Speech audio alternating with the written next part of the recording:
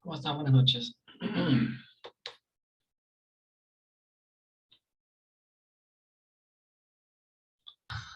Doctor, buenas noches. Buenas noches.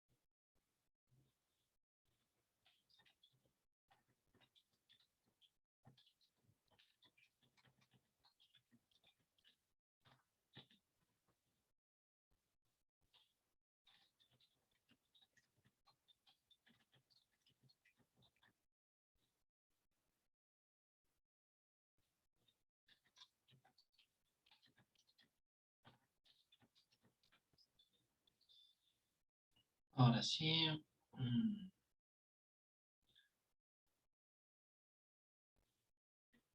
Gisela Banto.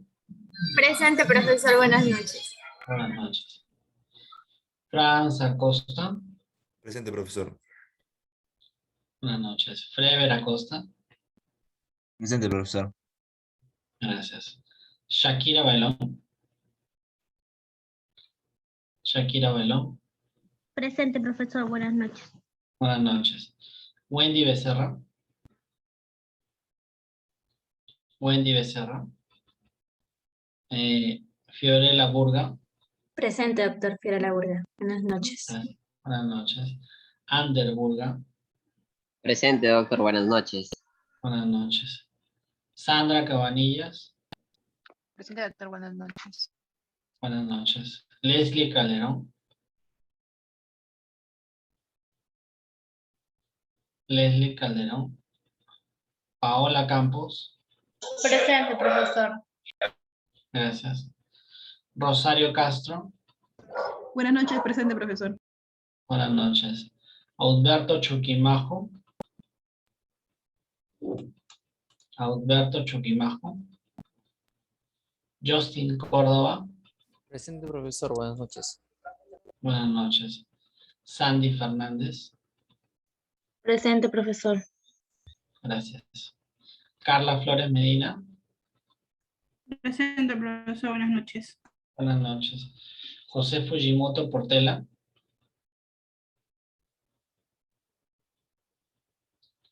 José Fujimoto Portela.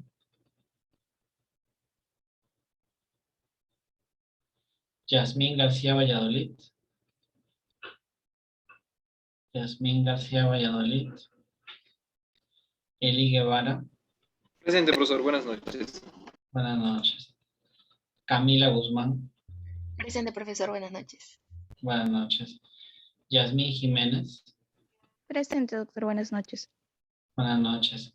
Shirley John Top. Presente, profesor, buenas noches. Buenas noches. María López Carrasco. María López Carrasco. Jamil Mauricio Vela. Jamil Mauricio Vela. Brian Mendoza Martínez. Brian Mendoza Martínez. Nayeli Nauca. Presente, profesor, buenas noches. Buenas noches. Kiara Oclocho. Presente, profesor. ¿Me escucha?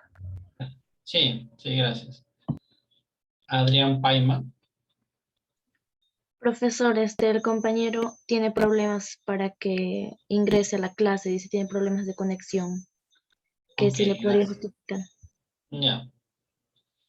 Juan Jesús Rabanal. Juan Jesús Rabanal. Félix Requejo. Félix Presente. Requejo. Presente, Ok, profesor. gracias. Disculpe un Gracias. poquito la bulla, la interferencia. Ya. Priscila Roca. Priscila Roca. Raquel Tume. Raquel Tume. Erika Vázquez. Presente, buenas noches. Buenas noches. Angele Vázquez. Angele Vázquez. René Villanueva. Presente, profesor, buenas noches. Buenas noches. A ver.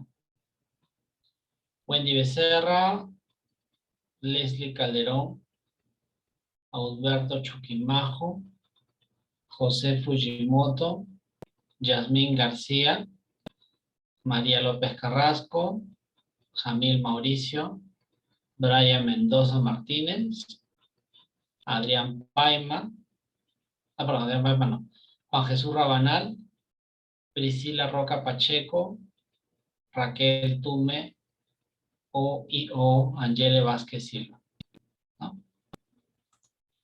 Ok.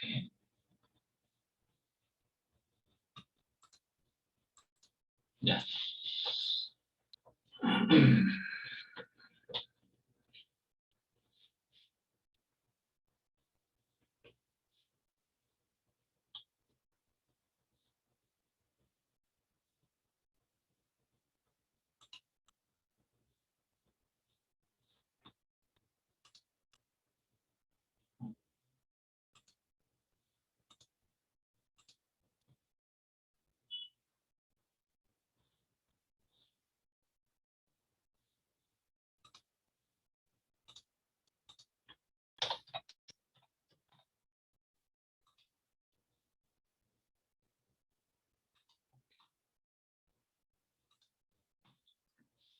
Y bueno, esta noche vamos a ver pues la ley de conciliación, ¿no? Ustedes se acordarán pues que existen 3 métodos autocompositivos de resolución de conflictos, ¿no?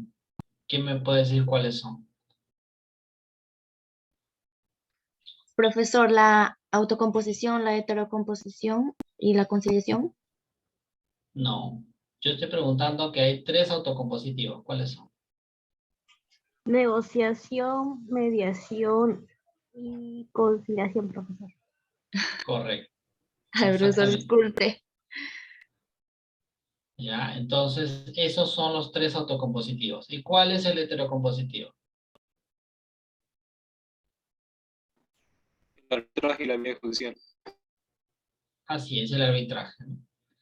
La vía judicial no es propiamente un MARC, ¿no? Porque no es un método alternativo, sino que es el método convencional, ¿no? Entonces, a efectos de los MARCs, tenemos 4 MARCs, ¿no? 4 medios alternativos de resolución de conflictos.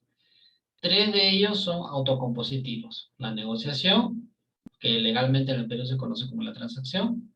La mediación, que en el Perú no tiene un marco legal propio.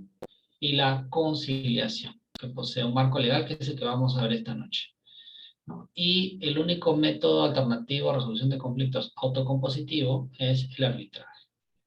¿Okay? ¿En qué se parece el arbitraje al proceso civil? ¿No?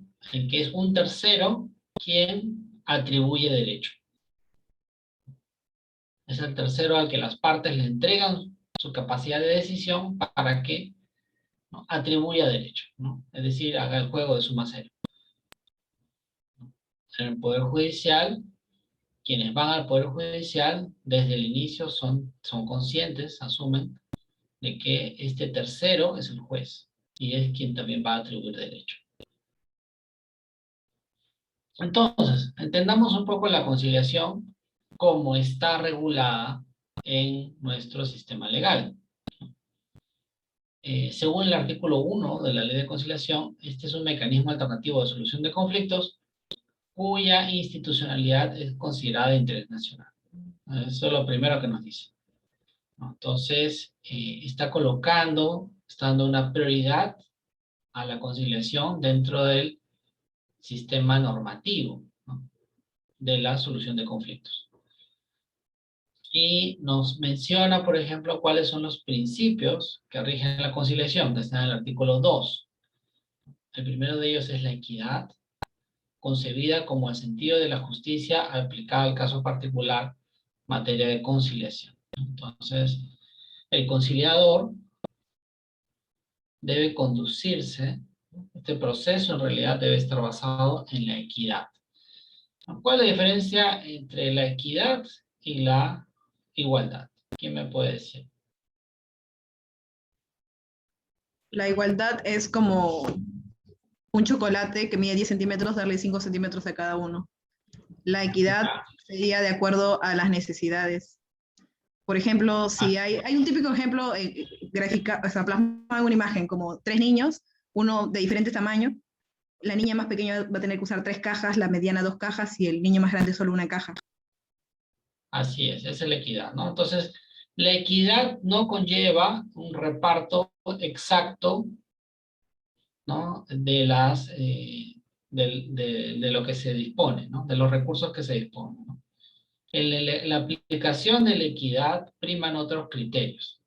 Y lo vimos, por ejemplo, en el caso de las necesidades humanas de Barton, ¿no? En algunos casos primaba el criterio de la necesidad, ¿no?, la justicia distributiva, acuérdense. Y en otros casos, por ejemplo, primaba el criterio del mérito. Entonces, la equidad no significa que, como dice Rosario, no significa que el chocolate de 10 cuadraditos lo partamos 5-5. Sino que puede ser que alguien tenga más hambre y más necesidad y le damos a él 6 cuadraditos y los demás nos quedamos con el resto de los 4 cuadraditos, por ejemplo, ¿no? Entonces, el principio de la conciliación, el primero de ellos es el de la equidad, y ojo con eso, ¿no?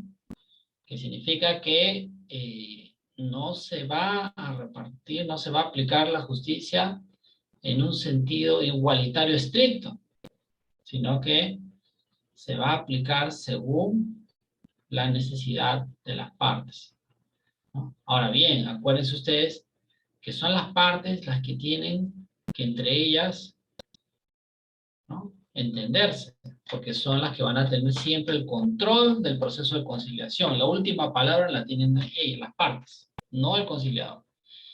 Entonces, lo que nos está diciendo aquí la ley es que las partes deben optar por la equidad, por la satisfacción o la mejor satisfacción de las necesidades de cada una de las partes, ¿no?, antes que el otorgamiento de condiciones iguales, exactamente iguales. ¿Por qué? Porque tú partes, normalmente en una conciliación, partes de un escenario asimétrico. Un escenario en el que, ¿no?, se requiere una justicia en función de la equidad y no de la igualdad, ¿no? Porque si no, te vas pues al Poder Judicial y listo, ¿no? Entonces aquí tenemos que satisfacer necesidades asimétricas, desiguales para las partes. En segundo lugar, el otro principio es el de la veracidad, ¿no?, que es la búsqueda de lo querido realmente por las partes, ¿no? ¿Qué es lo querido realmente por las partes? Es lo que nos decían Fisher y Uri, en el sentido de que hay que identificar claramente los intereses, los verdaderos problemas de fondo, ¿no?, lo que las partes realmente necesitan conseguir, satisfacer, ¿no? No lo que está por encima, no lo que está en la pelea, en la pugna, ¿no?, sino lo que realmente satisfacería sus intereses, ¿no? Y esto forma parte, pues, del principio de veracidad. Entonces, este principio de veracidad se va a reflejar en el acuerdo al que llegan las partes, ¿no?, como la mejor solución. Lo que interesa no es la formalidad, no es que exista un acuerdo que cumpla con todas las formalidades de la ley, sino un acuerdo que busque una solución real al problema.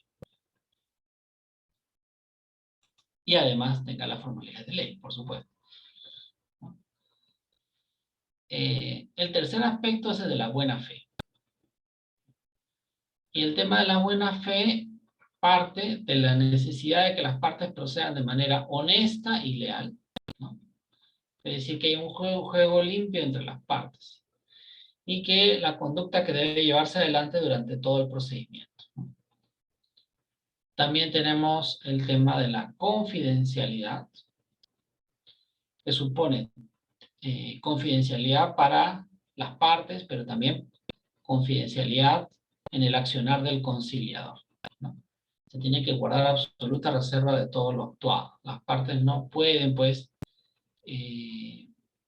cometer infidencia. El quinto principio es el de la imparcialidad o neutralidad, ¿no? Que obviamente la imparcialidad y la neutralidad son garantías de seguridad y justicia. Supone la intervención del conciliador durante todo el procedimiento sin identificación alguna con los intereses de las partes, ¿no? Entonces, al margen de quién haya invocado, de quién haya acudido al centro de conciliación, el centro de conciliación debe conducirse con imparcialidad, ¿no? No debe tener, pues, un corazoncito a favor de quien lo ha contratado, para decirlo de una manera más coloquial, ¿no? Aunque lamentablemente esto no ocurre en muchos casos. También tenemos el tema de la legalidad, ¿no? Que es la expresión de la conformidad del acuerdo conciliatorio con el ordenamiento jurídico. Acuérdense cuáles son los 3 principios que un medio alternativo de resolución de conflictos nunca debe infringir. A ver, ¿cuáles son? El triángulo que yo siempre les digo.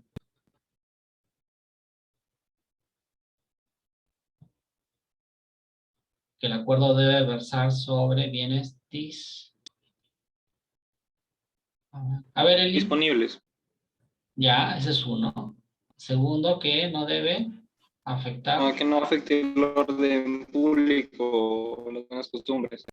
Ya, y el tercero, que no vaya contra... ¿No puede afectar el interés de terceros, profesor?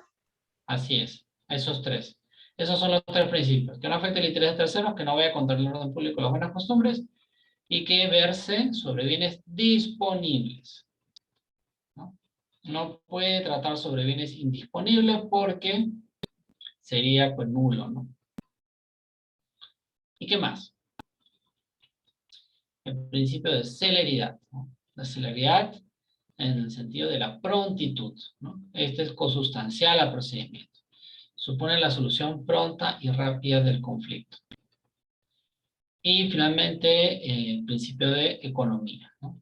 Las partes eliminan el tiempo que les demandaría un proceso judicial, dado pues que el proceso de conciliación es bastante rápido si se compara con el proceso judicial, ¿no? Pasamos de años en el proceso judicial a semanas en el proceso de conciliación.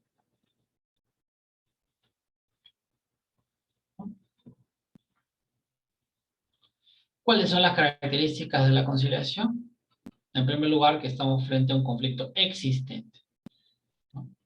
Ustedes recordarán que en el caso de la transacción, ¿no?, habíamos visto que podrían concurrir una de estas 2 características: que el asunto fuera dudoso, es decir, que se prestaba más de interpretación jurídica, o litigioso, que digamos, la interpretación jurídica era correcta y unívoca, pero que una de las partes simplemente no quería cumplir, y por lo tanto podía ser susceptible de ser llevado a un proceso judicial. Eso lo hace litigioso. O ambas características, ¿no? Pero, en el caso de una conciliación, ¿no?, la potencialidad no se toma en cuenta. Lo que se toma en cuenta es que hay un conflicto existente, presente. En segundo lugar, que la conciliación es fundamentalmente una negociación. Una negociación en la que interviene un tercero, que es el conciliador. Pero este conciliador no tiene capacidad de imponer sus consejos, Simplemente propone. Es en última instancia y siempre será en última instancia la conciliación que las partes decidirán. También tenemos la participación de este tercero. ¿En qué consiste la participación de este tercero llamado conciliador? Que el conciliador interviene dando especial importancia en recuperar la relación entre las partes, ¿no? Y para, o sea, la relación de diálogo entre las partes. Voy a poner ahí más claro.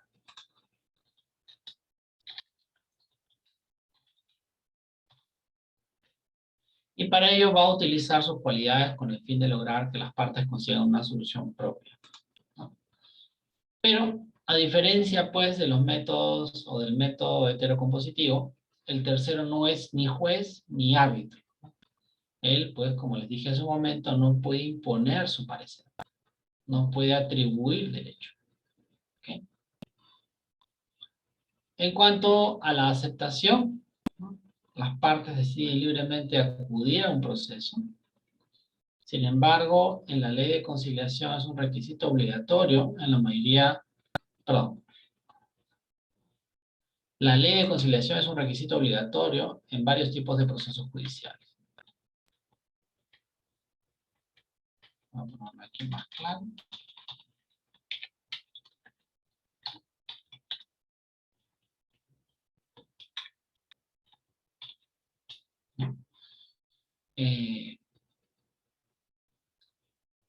Por lo que se busca, ¿no?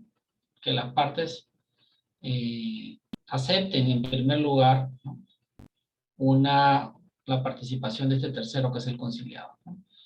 Es decir, la ley, en algunos casos, la ley de conciliación obliga a una conciliación antes de ir a la vía judicial para tratar de incentivar que el conflicto se resuelva dentro de la conciliación.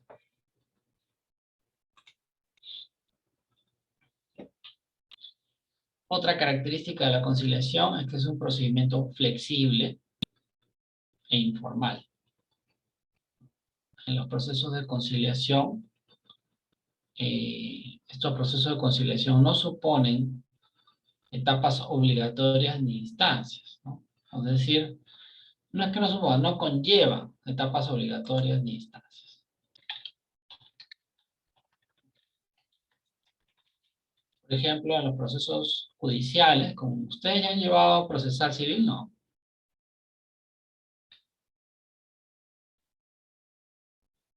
No, profesor.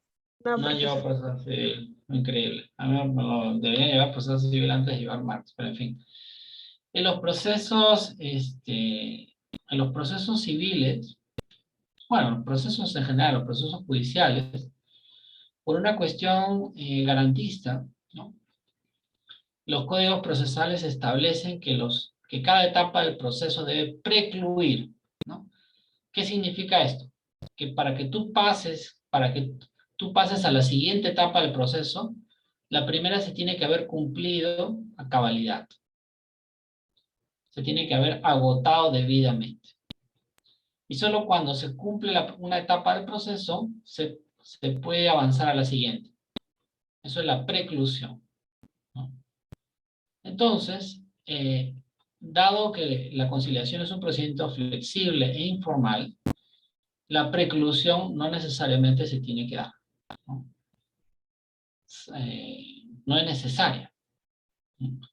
Entonces, no hay etapas obligatorias, ¿no? No es que yo tengo que cumplir esta etapa para avanzar a la siguiente. No, no señor.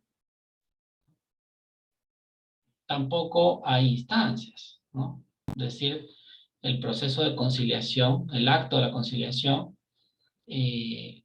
implica, si es exitosa, ¿no? La solución del problema, ¿no? Ya, si tú resuelves una controversia a nivel de la conciliación, ya no hay más proceso judicial.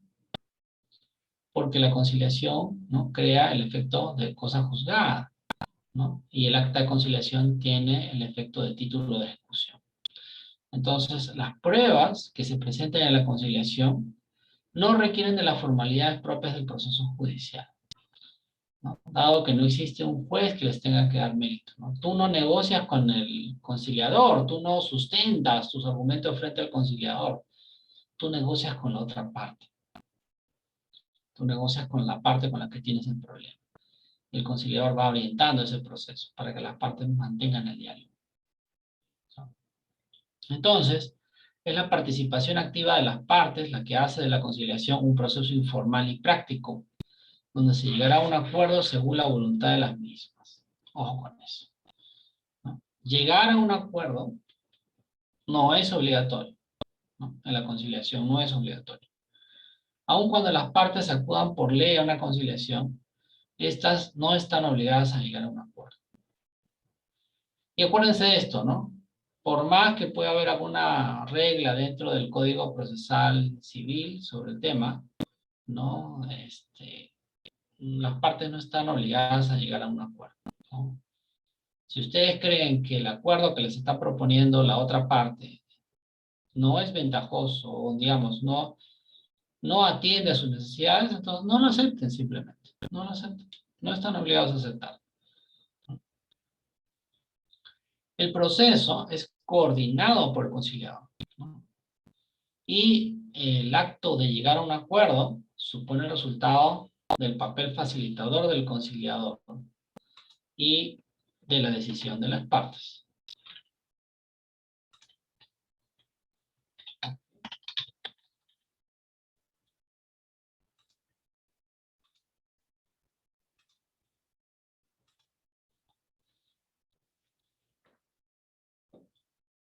A ver, a ver.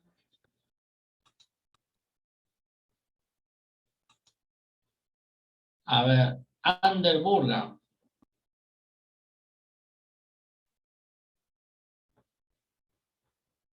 ¿Está? Desapareció.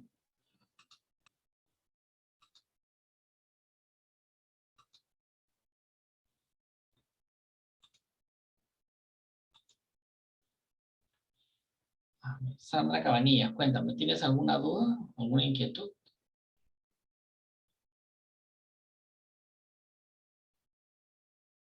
¿Te quedó claro? Bueno, hasta ahí sí, sí, ¿Sí? Completamente claro. Correcto. Félix. Profesor, un ejemplo, Sí. o sea, en que las partes, o sea, no están obligadas a un acuerdo. Un ejemplo. Un ejemplo es una propuesta que, por ejemplo, tú recibes de la otra parte y que tú no consideras equitativa, ¿no? Acuérdate cuando comenzamos esta clase y hablamos de la equidad, ¿no? No de la justicia, sino de la equidad, ¿no? Cuando Rosario hablaba de que había que repartir el chocolate de una forma en que pues atendiera a quien tiene más hambre, ¿no?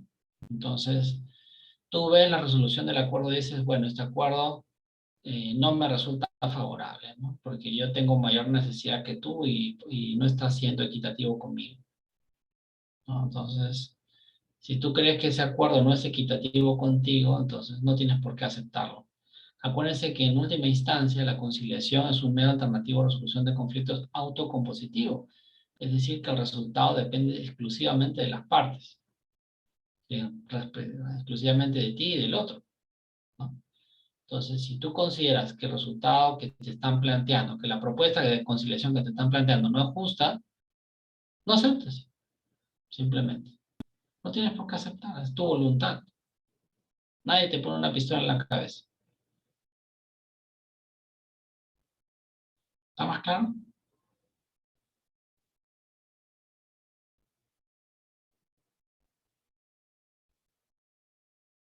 Asumo que sí. Ok. Profesor, ¿Alguna otra duda? Sí. disculpe, ¿es posible en el PPT que inició la clase, es posible que en algún caso exista un igual de derechos? O sea, que no se aplique. Sí, sí es ¿Me, posible, claro. Es posible. ¿me Sí, sí podría es dar un posible. ejemplo, por favor? Bueno, la igualdad de derechos, por ejemplo, tú puedes, por una conciliación, tú puedes llegar a Imaginemos que tú llegas a un divorcio por la vía de la conciliación, ¿no? Entonces, la pareja que se va a divorciar tiene un bien común. Los dos tienen un salario, los dos trabajan, los dos tienen un salario semejante, tienen el mismo bien común, no tienen hijos. Entonces, los dos están perfectamente en igualdad simétrica, ¿no? En principio, ¿no? Viéndolo así fríamente, están en igualdad simétrica. Entonces, ¿qué vas a hacer? Simplemente lo que haces es un acuerdo por el que deciden, pues, por ejemplo, vender el bien. Te dan un plazo para vender el bien, lo venden, divide la masa del bien en dos, si es que es un bien común, claro, ¿no? Y después ninguno de los dos le pasa pensión al otro, porque están en situación de equidad, ¿no? Ambos tienen un salario semejante. Entonces ahí tú disuelves, ¿no?, la sociedad conyugal por la vía de la conciliación de una manera perfectamente igualitaria. No Gracias, hubo, profesor. sí, no hubo necesidad de darle a uno más que al otro. Sigamos. ¿Alguna otra pregunta?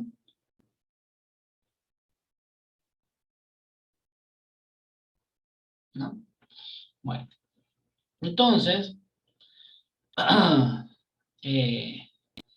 nos dicen los artículos 6 y 9 de la Ley de Conciliación que el procedimiento conciliatorio es un requisito de admisibilidad para procesos sobre pretensiones determinadas o determinables, ¿no? Es decir, que podamos establecer patrimonialmente, podamos ponerle una cifra, un monto a nuestras pretensiones. Sea que éstas ya tengan un monto preestablecido, un valor establecido claramente, o que en un momento de la conciliación se les pueda atribuir un valor monetario, ¿no? Por eso son aquellas que ya tienen un valor preestablecido, son pretensiones determinadas patrimonialmente, y aquellas a las cuales se les pueda establecer un valor justo, son pretensiones determinables, ¿no?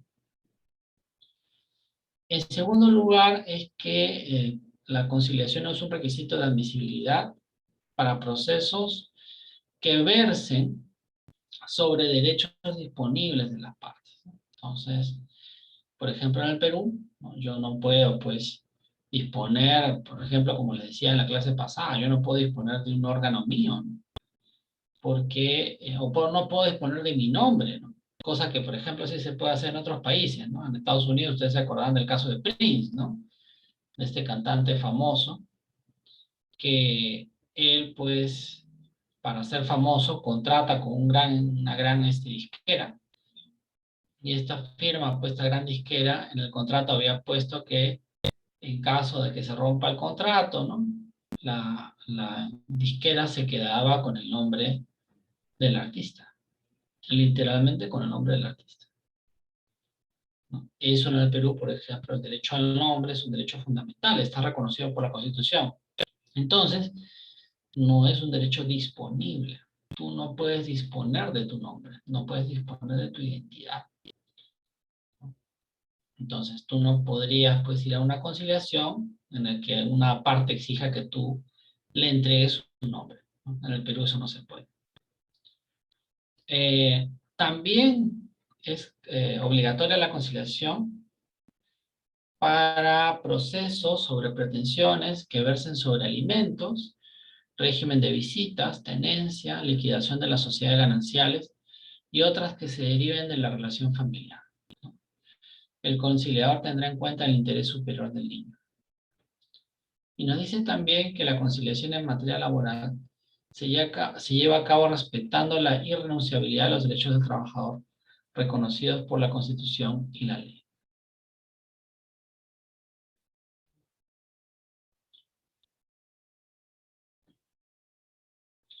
¿Qué significa esto, no? Que, por ejemplo, ustedes van a ver que en materia laboral, cuando ustedes trabajen o quienes ya tengan trabajo, ¿quiénes de ustedes tienen algún trabajo estable?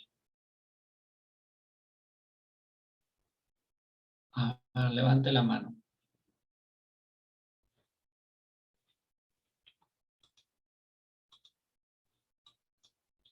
Nadie.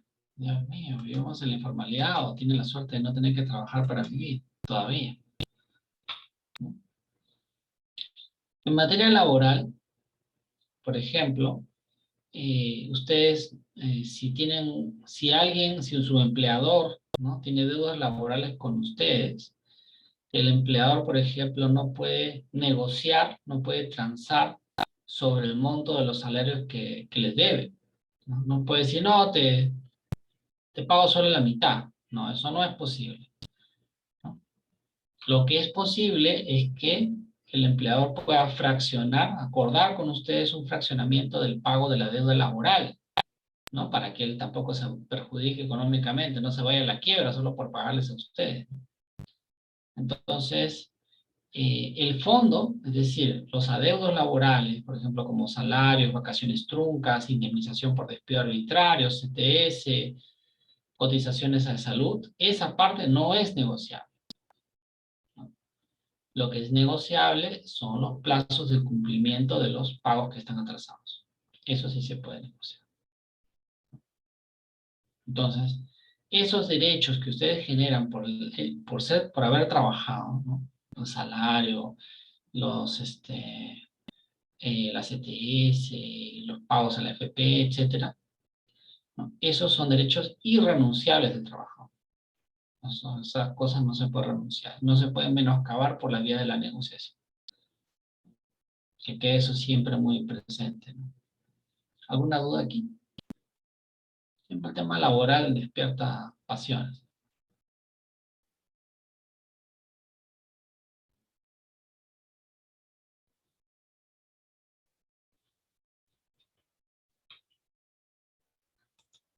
¿No? Sandy, ¿está claro? Sí, profesor. No. ¿Quién? Luleysi Abanto, ¿está claro? Sí, profesor. Okay. Mira, confío en ti. Entonces, esto básicamente son los parámetros digamos, de los procesos, de las controversias que son, que requieren, ¿no?, como prerequisito a la conciliación.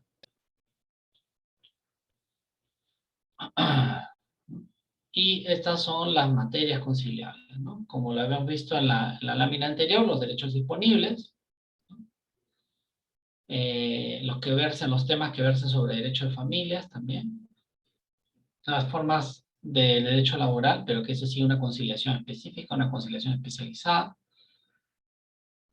en cuyo caso la conciliación será atendida por los centros de conciliación del Ministerio de Justicia, del Ministerio de Trabajo y Promoción del Empleo, o los centros de conciliación privados, para lo cual se deberá contar con conciliadores acreditados por el Ministerio de Justicia.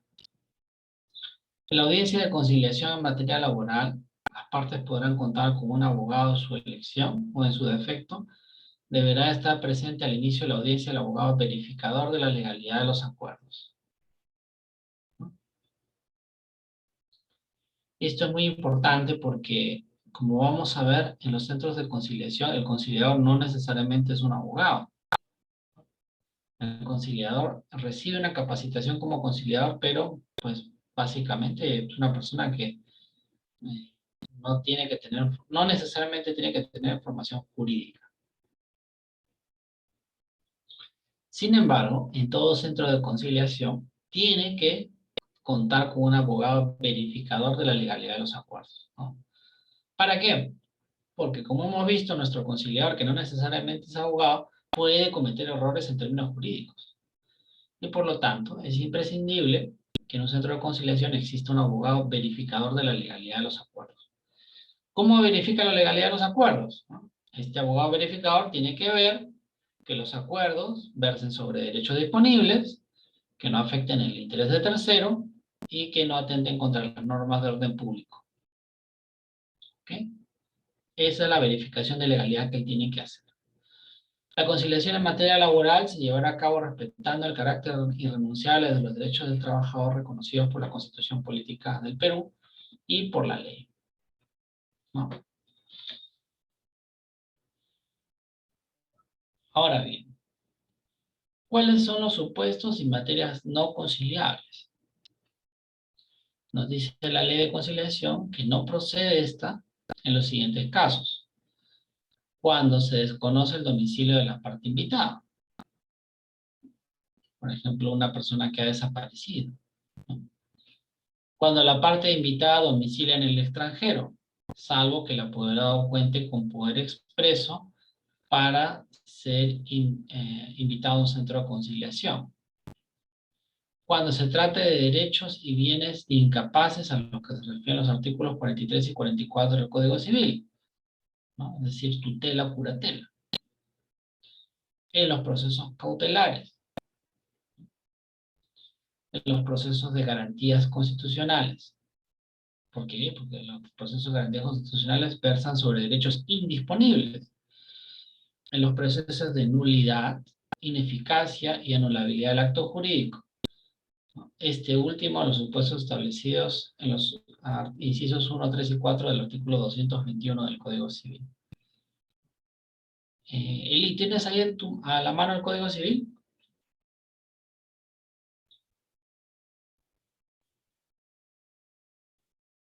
Yo lo tengo, profesor.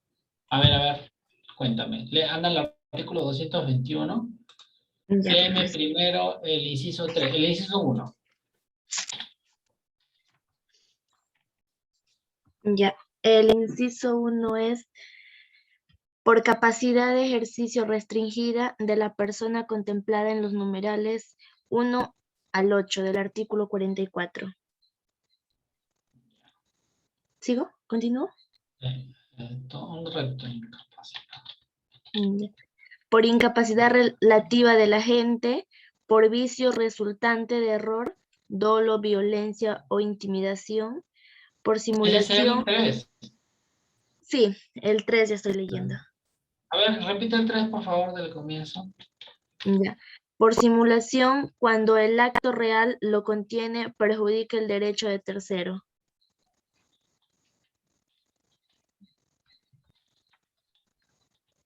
Y el 2 dice por vicio resultante de error, dolo, violencia o intimidación. No, el 4. El 4.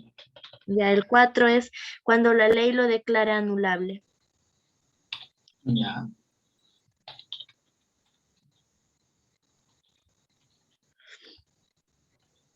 Y ahí nomás, profesor, ya no hay más. Ya. Y léeme, por favor, el 43 y el 44 del Código Civil. El Ya. 43 primero.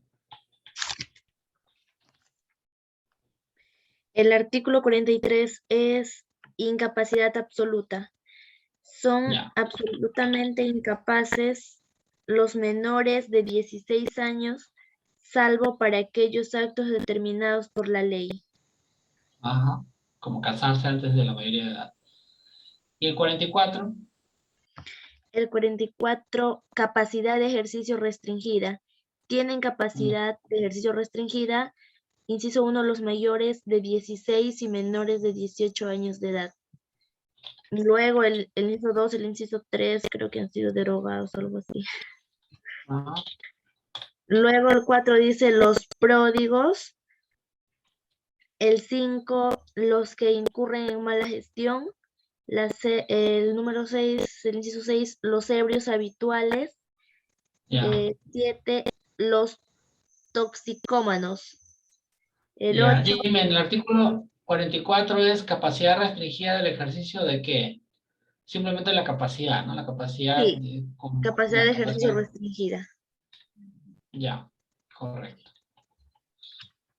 Vamos a explicar estos supuestos para que a ustedes les quede más claro. Creo que voy a parar un poco aquí y explicarles cada uno. ¿Ya? ¿Capacidad de ejercicio restringida en menores de edad todavía? ¿O para cualquiera? Sí, dice los mayores de 16 y menores de 18 años de edad. Ujú.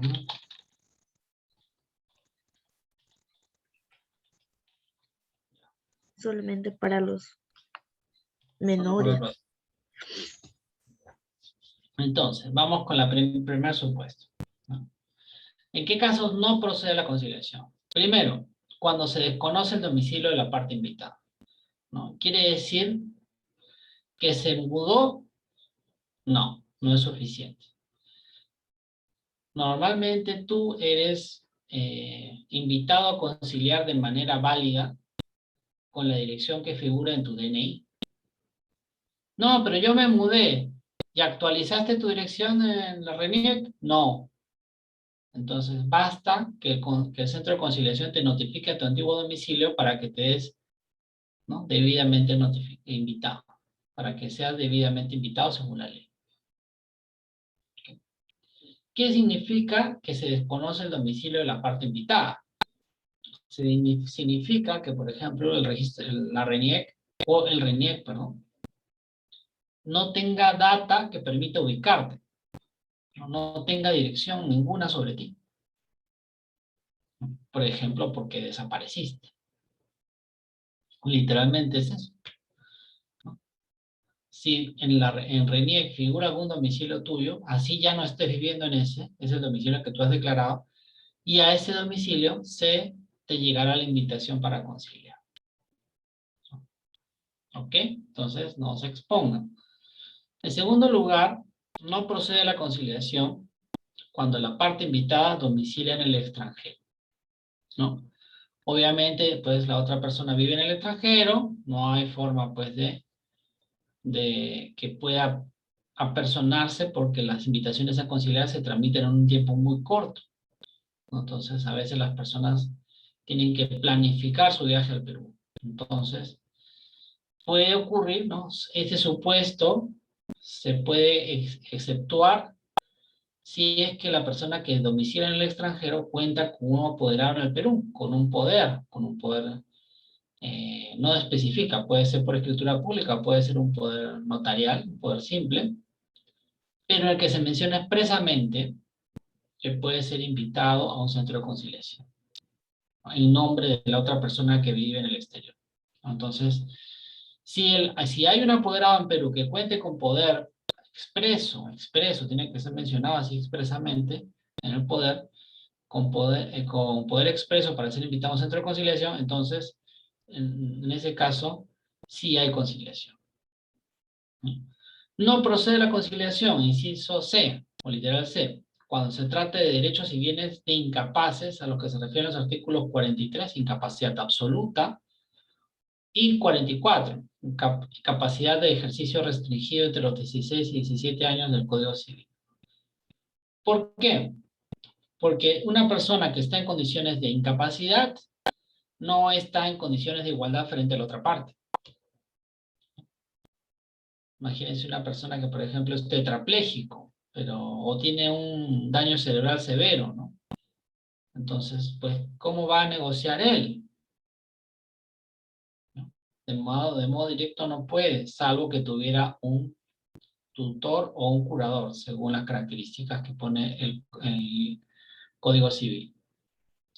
Tampoco puede, ¿no?, haber una conciliación cuando una de las partes está en capacidad de ejercicio restringido de sus derechos entre los 16 y los 17 años. ¿No? Por más que se haya emancipado, por más que se haya casado y se haya emancipado legalmente, hasta que no cumpla la mayoría de edad, no podrá presentarse a una conciliación. No podrá ser invitado a una conciliación. No procede la conciliación en los procesos cautelares, ¿no?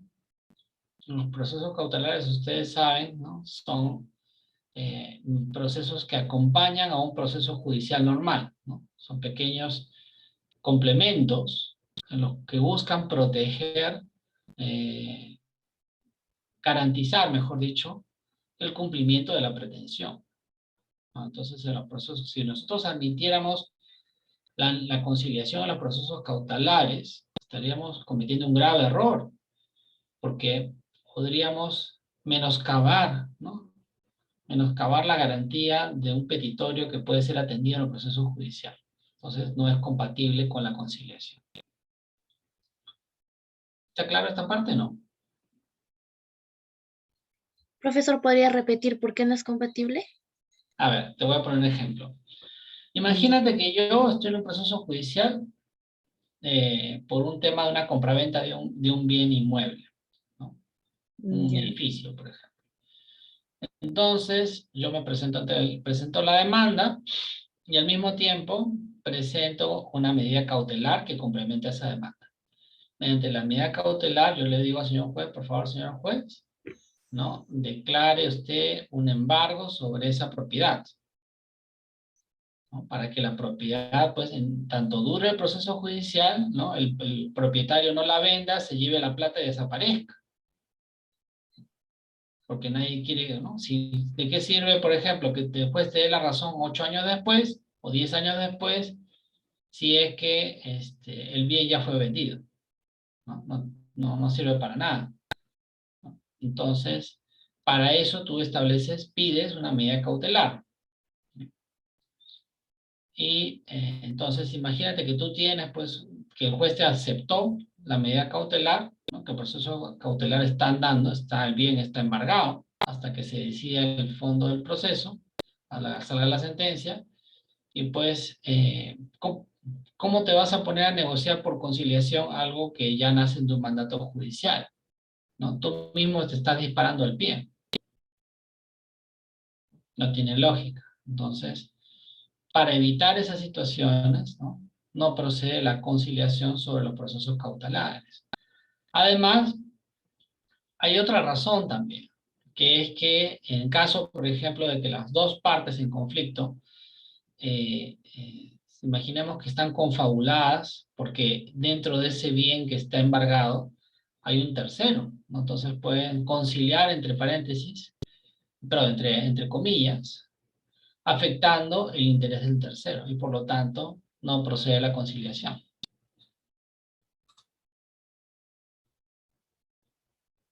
Así es, que no afecte la eficacia del proceso judicial, esa es la regla, ¿no?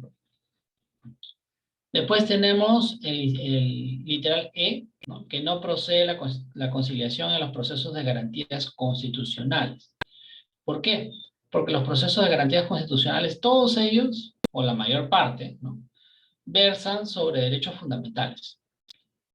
El habeas corpus, por ejemplo, versa sobre la libertad individual. El amparo versa sobre derechos protegidos por la Constitución, ¿no? En suma, en general, no se puede conciliar sobre derechos que están garantizados por la Constitución, ¿no? Porque si no estarías vulnerando derechos fundamentales. Entonces, la ley pues no puede menoscabar los derechos fundamentales, ¿no? Ni siquiera por la vía de la conciliación. Ni siquiera la voluntad de las partes es suficiente para...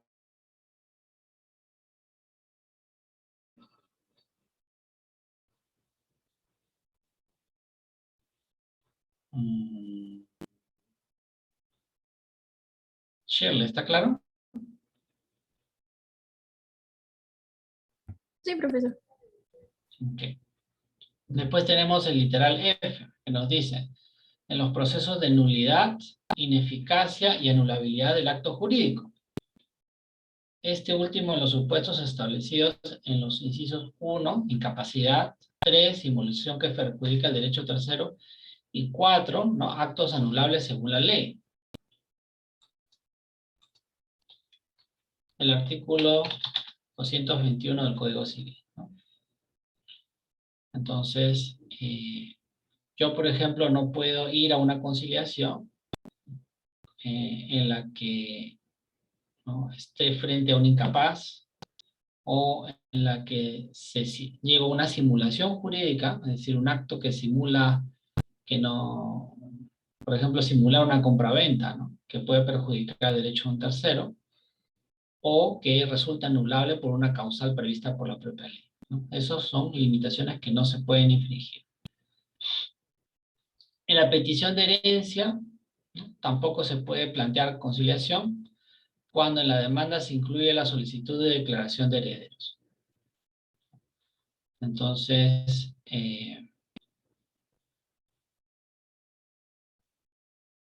¿no?, cuando en una petición de herencia hay una declaratoria de herederos, ¿no?, no procede una conciliación, ¿no? ¿Por qué? Porque una conciliación entre herederos de una masa sucesoria puedes acarrear, ¿no? Como ustedes han visto, ¿no? Como se aplica el principio de la equidad en la conciliación, puede que uno de los herederos, ¿no? reciba, por la vía de conciliación, pueda recibir más que los otros, ¿no? Y los procesos sucesorios en el Perú sí son procesos que se basan estrictamente en el principio de la igualdad entre las partes. Entonces, todo tiene que ser proporcional en los procesos de herencia en el Perú. En otros países no es así necesariamente, ¿no? Por ejemplo, hay países como Estados Unidos, ¿no? Donde tú cuando otorgas un testamento, cuando tú decides emitir un testamento a favor de tu familia o de cualquier otra persona, en Estados Unidos tú puedes dejarle toda tu fortuna al gato o al perro, ¿no? O al periquito, y desheredar a todos tus familias sin expresión de causa, sin justificarlo, ¿no? Se puede hacer. Pero en el Perú eso no se puede hacer. En el Perú, por ejemplo, tú no puedes desheredar a alguien si no incurres dentro de las causales previstas en el Código Civil, ¿no? Del mismo modo, la herencia se reparte, ¿no? De manera lo más simétrica posible, según lo dice el propio Código Civil, ¿no? Hay un estricto orden de prelación en la asignación de una herencia si no hay testamento. Entonces se tiene que respetar eso porque es una norma obligatoria del Código Civil, ¿no? Si no hay si no hay testamento, entonces es una sucesión intestada y se aplican las leyes de la declaratoria de herederos. También en los casos de violencia familiar no puede haber conciliación. Y ya creo que lo adelanté una vez. ¿Por qué no puede haber conciliación en los casos de violencia familiar? ¿Quién me recuerda por qué?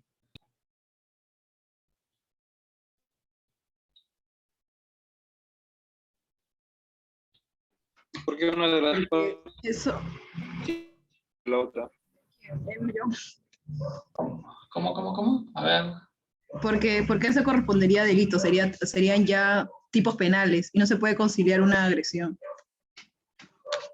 Bueno, no asumamos que hay una agresión aún, ¿no? O sea, todavía imaginemos que no hubo una agresión, digamos, hubo una agresión sí, pero tú te quieres divorciar pues, como causa de la agresión, ¿no? ¿Por qué no se puede conciliar? Se O supone sea, que se tú te puede quieres divorciar conciliar el desesperadamente. divorcio, los efectos que podría darse después y cómo quisieran hacerlo de repente más rápido y demás, pero ya si es que aparte de eso quiere ella denunciar, ya pues va ya por la vía penal. No me entiendes. Estás mezclando papas con camotes. O sea, yo puedo pedir un divorcio, ¿ya? Por violencia, y estoy en una situación de violencia familiar. Si el conciliador percibe, se da cuenta, detecta que quiero ir a una conciliación, pero hay un caso de violencia familiar de por medio, el conciliador no debe aceptar la conciliación. Dejemos por un momento de lado el tema penal. Imaginemos, ¿no? Por un momento el tema penal no está en discusión. ¿Por qué no debe aceptar el conciliador un caso en el que existe violencia familiar? Eli, a ver. Profesor, usted dijo la vez pasada que no podría porque en este caso una de las partes tiene cierto dominio sobre la parte afectada. Así Sobre es. la Claro, entonces imagínate que la parte que ejerce violencia familiar ejerce dominio sobre la otra parte que es la que recibe la violencia familiar. Entonces, ¿qué conciliación vas a tener ahí? Va a ser totalmente asimétrico, ¿no? La parte que es afectada, que es maltratada, que es objeto de violencia familiar, sea física o psíquica, ¿no? Va a firmar cualquier cosa que le imponga. Entonces, obviamente que esa voluntad va a estar viciada. Esto al margen del tema penal. Estamos hablando dentro del ámbito civil. Entonces hay una posición de dominio sobre la otra parte. Y por eso, ¿no? Como no hay una relación entre iguales, no procede la conciliación.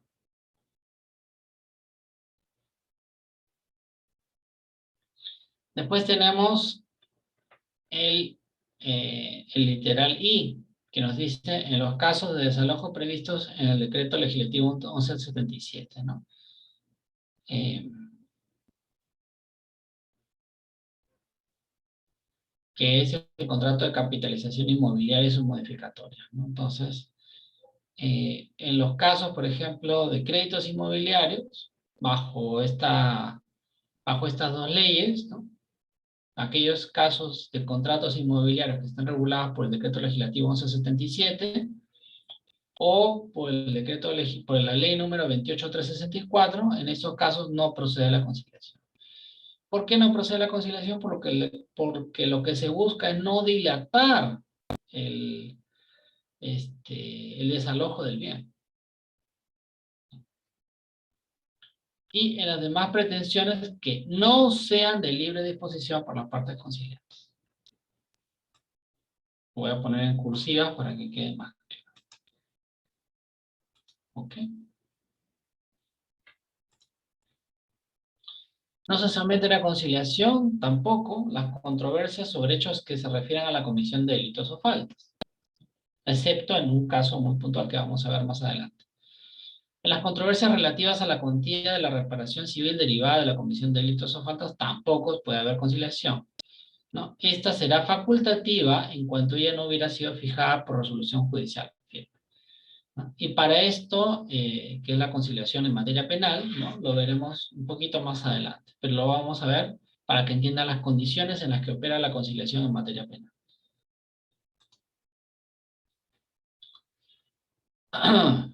Tampoco es exigible la conciliación extrajudicial en los procesos de ejecución, ¿no? Obviamente, si la conciliación tiene título ejecutivo, tú no puedes parar, ¿no?, la ejecución de una sentencia o de una conciliación con otra conciliación, ¿no? No se puede, no es propio, ¿no? Que sería en realidad un medio de bloquear. En los procesos de tercería, es decir, cuando un tercero se suma a un proceso para defender su derecho, ¿no? Tampoco es exigible la conciliación. En los procesos de prescripción adquisitiva de dominio, en el retracto, cuando se trate de convocatoria a la Asamblea General de Socios o Asociados, ¿no?, en los procedimientos de impugnación judicial de acuerdos de la Junta General de Accionistas, en los procesos de indemnización derivados de la comisión de delitos y faltas y los provenientes de daños en materia ambiental, en los procesos contenciosos administrativos, en los procesos judiciales referidos a la pensión de alimentos, régimen de visita y tenencia, así como otros que deriven de la relación familiar, respecto a las cuales las partes tengan libre disposición, en los procesos de indemnización interpuestos por la Contraloría General de la República, ¿no?, y otros, ¿no? Entonces, en este caso, quiero que lo lean eso con mucha calma, ¿no? Nos dice, no es exigible, ¿no? Cuando nos dice no es exigible, no significa que no se puede aplicar, sino que nos está diciendo que no es obligatorio la conciliación extrajudicial. ¿Podrías hacerla? Sí. Podrías realizarla, pero en principio no es necesaria. Es lo que el término, como deberíamos interpretar el término. ¿Ok? ¿Está claro aquí? Rosario, ¿está claro? Sí, profesor. Bien. Entonces, sigamos. Tenemos los plazos, ¿no?, que están en el artículo 11 y 12 de la ley. En primer lugar, tenemos que ver cuál es la duración máxima de la audiencia, ¿no? Aquí hay que tener en cuenta una cuestión importante. La ley habla de la audiencia única, pero esta audiencia llamada única puede tener varias sesiones, ¿no? Entonces nos dice que el plazo de la audiencia única podrá ser de hasta 30 días calendarios contados a partir de la fecha de la primera sesión realizada. Entonces, la conciliación, ¿no?, tiene una fecha máxima de 30 días, contados a partir de la fecha de la primera sesión realizada. Este plazo solo puede ser prorrogado por acuerdo de las partes, ¿no? Es decir, solo las partes tienen el control tanto de la conciliación como de la prórroga de la conciliación. ¿Ok? El segundo plazo que hay que tener presente es el de la designación del conciliador y la notificación de la audiencia.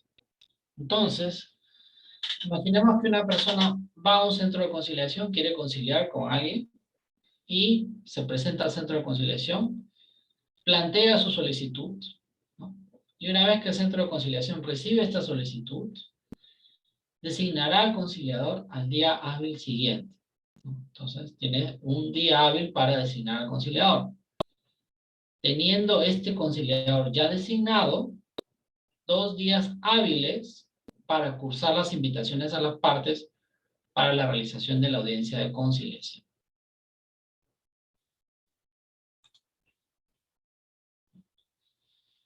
Ahora bien, ¿cuál es el plazo de realización de la audiencia? La realización de la audiencia no superará los 7 días hábiles contados a partir del día siguiente de cursadas las invitaciones, debiendo mediar entre la recepción de la invitación y la fecha de la audiencia no menos de 3 días hábiles. Entonces lo que dice lo siguiente. ¿No? Imaginemos que estamos hoy día estamos martes 5, ¿no es cierto? A ver, agarre su calendario o ponga el calendario en la computadora. Ya. Entonces me dice a mí la norma, vamos a ponerlo acá un ratito. Me dice a mí la norma que hoy día estamos 5. Entonces, yo cursé hoy día las invitaciones a conciliar. ¿Ok? Entonces, la regularización de la audiencia no superará los 7 días hábiles contados a partir del día siguiente de cursar las invitaciones. El día siguiente de cursar las invitaciones sería el miércoles 6. ¿No? Entonces vamos a contar. El primer día, ¿no?, es el día 6. El segundo día hábil es el jueves 7. El tercer día hábil es el viernes 8. El cuarto día hábil es el día lunes 11. El quinto es martes 12. El sexto es el miércoles 13. Y el séptimo es el jueves 14. ¿No? Entonces, a más tardar, la primera conciliación o la primera sesión debería ser, la primera convocatoria debería ser a más tardar el día 14 de octubre. El 15 por el feriado. ¿Cómo? El 15 por el feriado. ¿Qué feriado? Viernes 8. ¿Ah? Viernes 8. 8 de octubre. Ah, perdón, ya. Entonces el 15 por el feriado, correcto, disculpe. Entonces tienes el día 6, el día 7, el día 11, 12, 13, 14, 15. Ese es el séptimo día hábil, ¿no? Hasta ese momento se puede fijar, ¿no?, la primera audiencia de conciliación. La primera sesión, perdón. ¿No? Sin embargo, dice que entre la fecha de la audiencia, entre la recepción de la invitación y la fecha de la audiencia, deben haber 3 días hábiles. Entonces, nuevamente, el día 6 es el primer día hábil. Ese día yo no puedo fijar la fecha de la conciliación. El segundo día, que es el día jueves 7, tampoco puedo fijarlo como fecha para la conciliación. El tercer día hábil, que es el 11, tampoco puedo fijarlo, ¿no? Tengo que dejar un colchón de 3 días hábiles. Entonces, yo puedo fijar la audiencia de conciliación entre el día martes 12 y el día viernes 15. Si es que emitiera la invitación a conciliar hoy. Si es que lo hubiera emitido, porque ya el día se acabó. ¿Entienden la lógica? Yo puedo invitar, la invitación no debe superar los 7 días hábiles, pero tengo que dejar los 3 primeros días hábiles libres. Y la invitación solo puede ocurrir entre el cuarto día y el séptimo día hábil. Es lo que quiere decir. Profesor, ¿y si una de las partes no se presenta o no va a la Eso audiencia. es justo lo que viene abajo, mira. ¿No? Nueva fecha de audiencia. Se fija una segunda audiencia. De ¿Y no si no está concurrir... por ahí? A ver, déjame terminar. Pues. Ya, De no concurrir una de las partes, ok, no fue a la primera invitación, correcto. Va a la segunda invitación. De no concurrir a una de las partes, el considerado señalará una nueva fecha de audiencia notificando en el acto a la parte asistente, respetando los plazos señalados en el párrafo anterior. Es decir, no fue a la primera invitación a conciliar, existe la posibilidad de fijar una segunda invitación a conciliar. ¿Ok?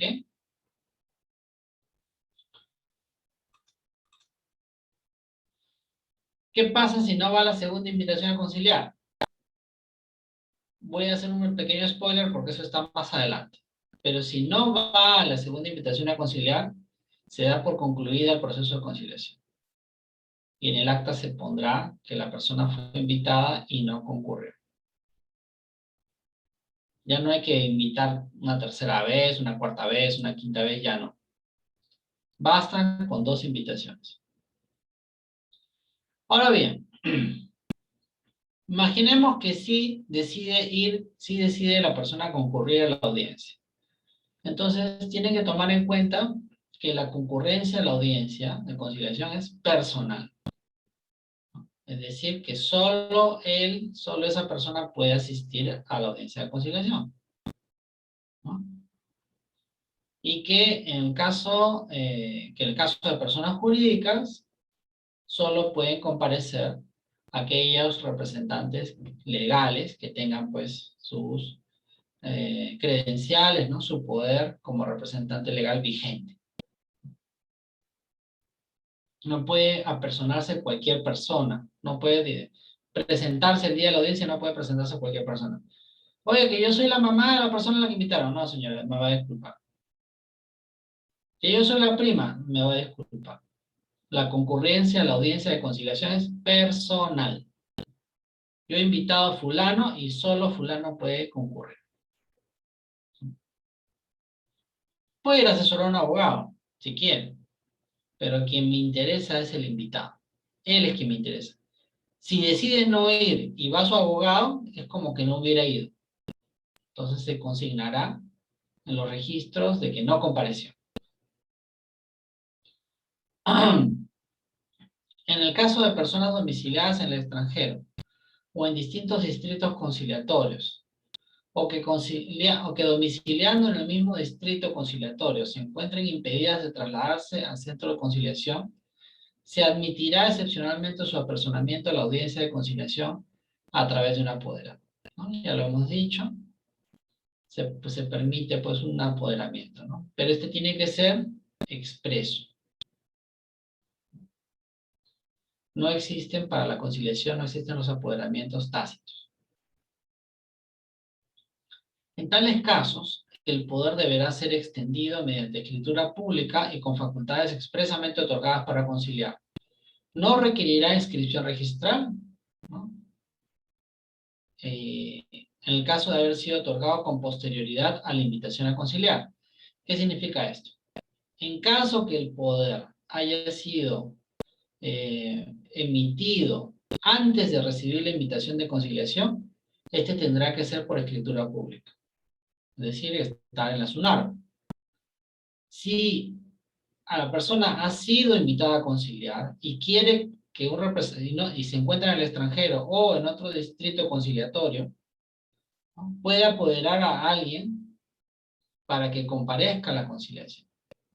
Y en ese caso, no es necesario que el poder esté inscrito en la SUNAR, que el poder sea otorgado por escritura pública. Puede ser un poder otorgado, digamos, un poder simple, otorgado, pero siempre y cuando sea otorgado después de haber recibido la invitación a conciliar. ¿Ok? Nos dice también la norma que en caso de que una de las partes esté conformada por 5 o más personas, estas podrán ser representadas por un apoderado común. Es decir, una de las personas que han sido invitadas a conciliar puede ser apoderado de las otras personas.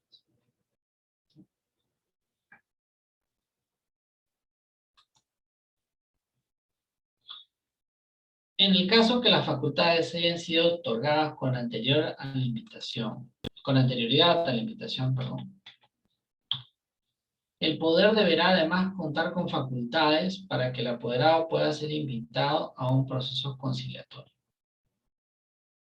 Acuérdense ustedes que tiene que ser expreso eso, ¿no? En el poder se tiene que mencionar expresamente que el apoderado tiene capacidad de conciliar. De lo contrario, no estará apoderado para poder conciliar.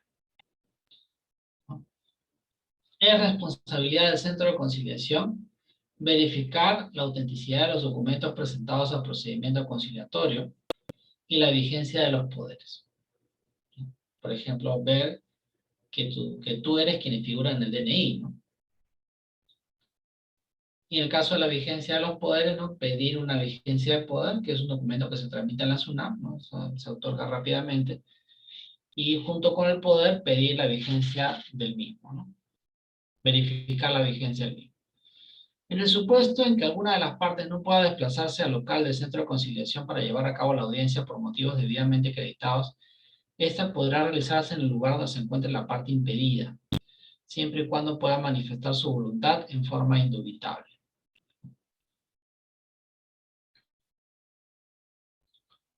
Entonces, la manifestación de voluntad, pues, o sea, el acto de la conciliación, la audiencia de conciliación pueda realizarse en el domicilio de una de las partes que no puede concurrir, ¿no? Pero lo que nos dice la ley es que esa persona tiene que tener un impedimento físico que no afecte su libre discernimiento, que no afecte su capacidad de raciocinio. Imaginemos una persona que por alguna razón sufre de una enfermedad que le impide caminar, que le impide salir de la cama, pero que nunca le ha afectado la capacidad de raciocinio. Entonces, puede conciliar, ¿no? Está en capacidad de conciliar. Porque lo que nos importa aquí es la capacidad de raciocinio de la persona.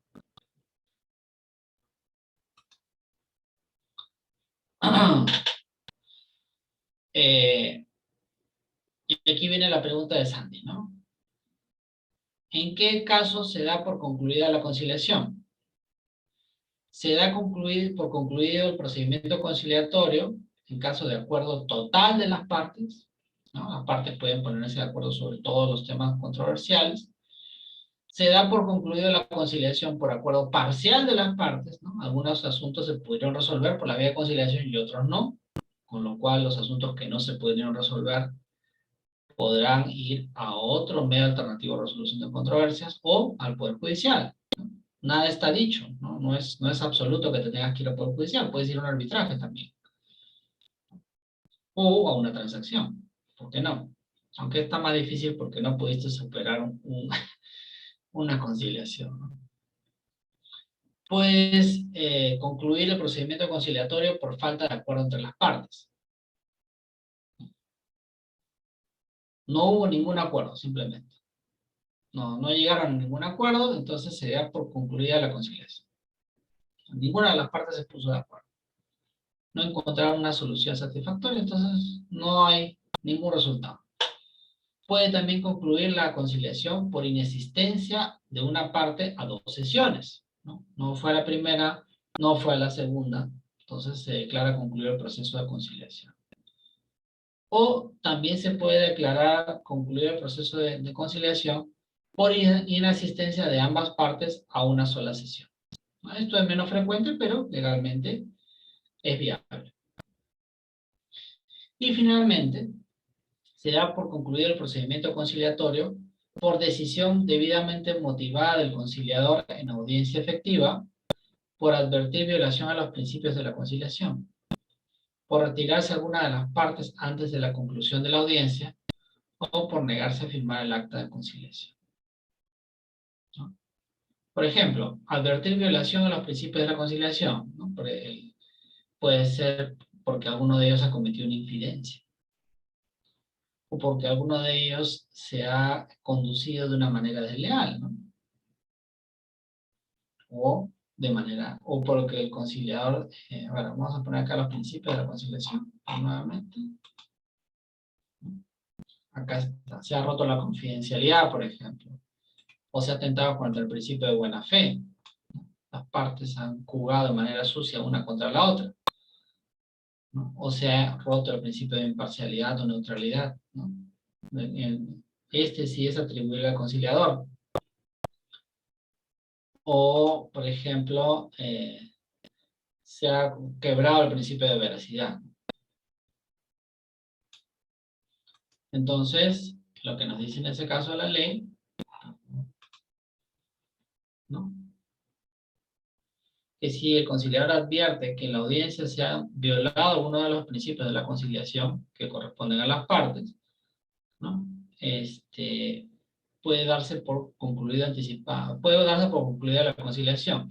También el conciliador puede dar por concluida la conciliación cuando alguna de las partes se retira antes de la conclusión de la audiencia. Es decir, puede ser que haya concurrido a la audiencia, que haya participado activamente, pero que a última hora se arrepintió y no quiso cerrar el acuerdo. Y se fue. Entonces, eso también da por concluido el proceso. O también puede ocurrir que, estando ya lista el acta de conciliación, se niegue a cumplir con lo pactado y se niega a firmar el acta de conciliación y se va. Eso también constituye una causa de conclusión de la conciliación. ¿Alguna pregunta hasta aquí? ¿No? Seguimos. Ahora bien, el acta de conciliación, según el artículo 16 de la ley, nos dice, es el documento que expresa la manifestación de voluntad de las partes en la conciliación extrajudicial. El acta debe contener necesariamente, ¿no?, una de las formas de conclusión del procedimiento conciliatorio, es decir, se debe mencionar, por lo más claro, mencionar necesariamente la forma de conclusión del procedimiento conciliatorio, la causal de conclusión. Para que quede más claro. La causal de conclusión del procedimiento conciliatorio señalada en el artículo anterior, ¿no? Es decir, esto de aquí. Cualquiera de estos.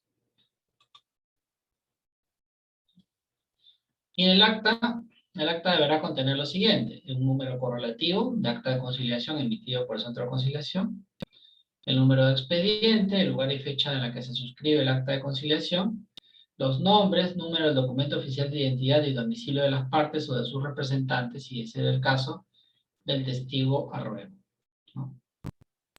Entonces, básicamente estos son los únicos requisitos formales que debe tener el acta. Para que ustedes vean, ¿no?, cómo es, pues, en un proceso conciliatorio los requisitos de formalidad son bien poquitos, ¿no? Por ejemplo, el DNI, ¿no?, y después esto de aquí. Y en el medio puedes presentar todos los medios que tú tengas a disposición. Como puedes, si quieres, no presentar casi nada. Lo importante no son las pruebas, no es acusar, sino es buscar soluciones. Como lo hemos dicho en la primera unidad del curso, ¿no? Aquí ya es una cuestión de que las dos partes tienen que trabajar juntas para lograr un acuerdo. Si no pueden trabajar juntas, pues no habrá conciliación, pero igual habrá acta. Pase lo que pase, haya o no haya conciliación, se debe emitir un acta de conciliación, ¿no? ¿Qué se puede poner en el acta de conciliación? Hubo conciliación total, éxito, aplausos. Puede ponerse, hubo resultado parcial, ¿no? Las partes llegaron a acuerdos sobre tales pretensiones, el resto no se pudo alcanzar, lamentablemente. Ellos decidirán si van a un proceso judicial o un arbitraje, ¿no? No hubo ningún acuerdo, no se pusieron de acuerdo. Comparecieron, pero no hubo ningún acuerdo. La siguiente causal es que una de las partes no fue a ninguna de las dos invitaciones, ¿no? Por lo tanto, no hubo acuerdo. La siguiente causal es que ninguna de las partes fue a la primera invitación, y por lo tanto yo, conciliador de oficio, hago mi acta de conciliación diciendo que no hubo ningún resultado. O la última, ¿no?, es que ¿no?, la gente actuó de mala fe. Se violaron los principios de la conciliación, las partes violaron los principios de la conciliación. Entonces yo declaro concluida la conciliación. Todo eso se pone en el acta, cualquiera de esos supuestos, ¿no? Y estos datos que ustedes ven aquí, número correlativo, número de expediente, lugar y fecha en la que se suscriben, nombres, número del documento oficial del DNI, domicilio de las partes, de sus representantes, y ese es el caso, si hubiera un testigo.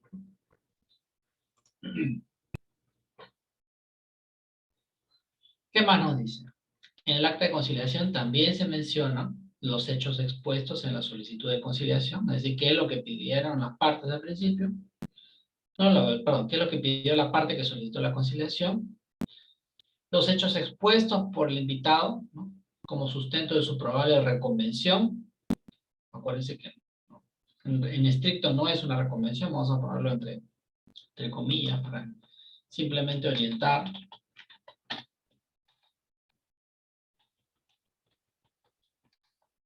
Así como la descripción de la o las controversias correspondientes en ambos casos, ¿no?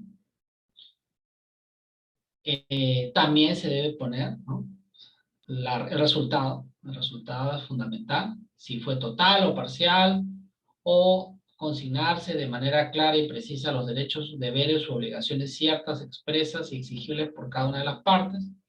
O en caso de falta de acuerdo, la inexistencia de una o ambas partes a la audiencia o la decisión debidamente motivada de la conclusión del procedimiento por parte del conciliador, ¿no? También tenemos que poner la firma del conciliador, de las partes intervinientes o de representantes legales, la huella digital con el conciliador, de las partes intervinientes o de sus representantes legales, ¿no? Y nunca se olviden, ¿no?, que tiene que haber un abogado en el centro de conciliación que verifique la legalidad del acuerdo, ¿no? Entonces tiene que figurar pues el nombre de este abogado, el registro de colegiatura, la firma de huella, ¿no?, quien va a verificar la legalidad de los acuerdos adoptados, ¿no? Y tenemos pues el artículo 22 del reglamento, ¿no?, que nos dice cuáles son las obligaciones ciertas, expresas y exigibles, ¿no? Las obligaciones ciertas son aquellas que son concordantes con la realidad y son de carácter indubitable, estando perfectamente descritas en el acta de conciliación, ¿no? Por ejemplo, dar una suma de dinero exacta, ¿no? Usted conviene en darle a la otra persona 3.000 soles. Perfecto, ¿no? Eso es una obligación cierta, ¿no? No hay duda, el monto está ahí. No existe inconveniente alguno para que las prestaciones convenidas sean genéricas. También pueden ser genéricas, pero deben ser cuantificables en algún momento. Las obligaciones expresas, ¿no?, aquellas que constan por escrito en el acta. Y las obligaciones exigibles, cuando las partes señalan el momento a partir del cual cada una de ellas puede solicitar a la otra el cumplimiento de lo acordado. Deberá señalarse también con claridad el lugar y modo en que se cumplirá lo acordado. Es decir, no basta con, por ejemplo, decir que yo me divorcio y le doy, debo darle a mi ex esposa al término de los 5 años un carro último modelo, ¿no? Tengo que decir con claridad, ¿no?, bajo qué circunstancias se lo voy a dar, ¿no? Es decir, una fecha exacta y en qué modo, ¿no? Porque último modelo puede ser muchos carros, puede ser un carro chino como puede ser un Rolls Royce, ¿no? ¿De qué estamos hablando, no? Tengo que precisar eso también.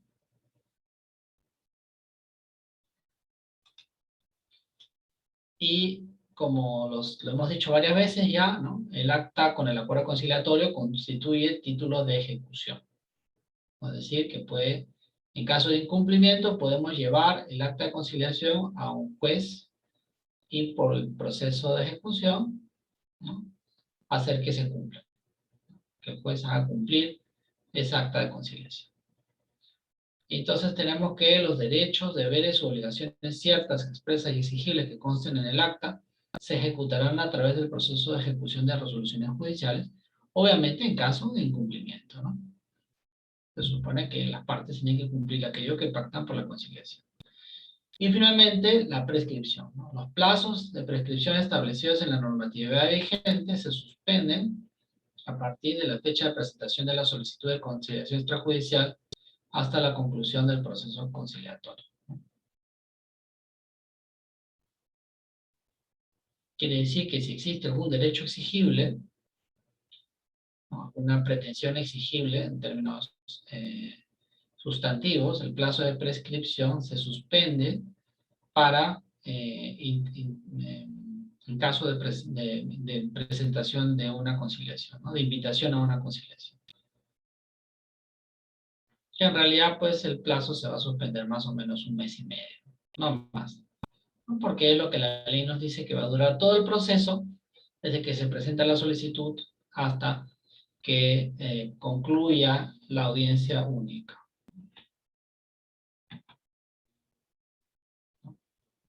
Eso es. ¿Ok? ¿Alguna duda?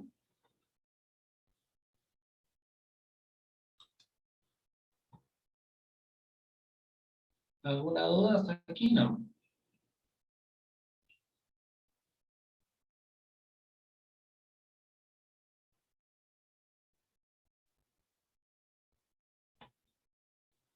¿No?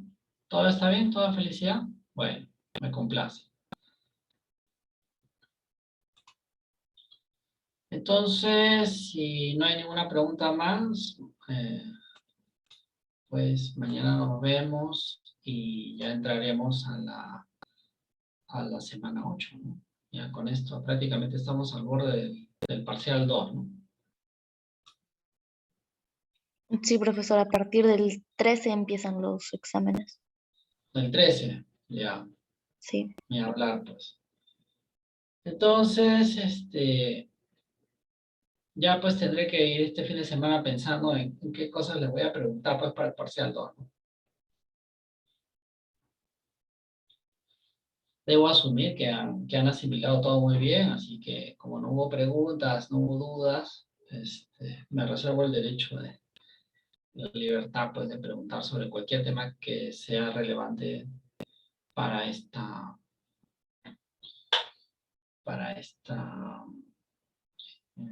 parcial 2, ¿no? Lo que sí les voy a rogar, lo voy a publicar también, voy a colocar la ley de conciliación y el reglamento de la ley de conciliación que pueden entrar para el parcial 2. Así que van a tener que leerlos. Okay. Sí, profesor, le digo, un compañero ha ingresado a la clase, pero ha salido porque dijo que iba a viajar y justamente ingresado tarde y ya no lo consideraron en la asistencia y me estaba diciendo que sí lo podría considerar. Mendoza Martínez Euder Bryan es. Bueno, pero hace tiempo que no viene. ¿Dónde está viajando? Ah, sí me escribió hace ratito. ¿Dónde está? En Wuhan. Seguro. Ya, ok, ya está. ¿Alguien más? No, profesor. Ok. Gracias, Andy. Entonces, yo mañana le voy a subir la ley de conciliación y el reglamento. ¿Está bien? Está bien, profesor. Gracias. Cuídense, nos vemos. Hasta luego. Cuídese.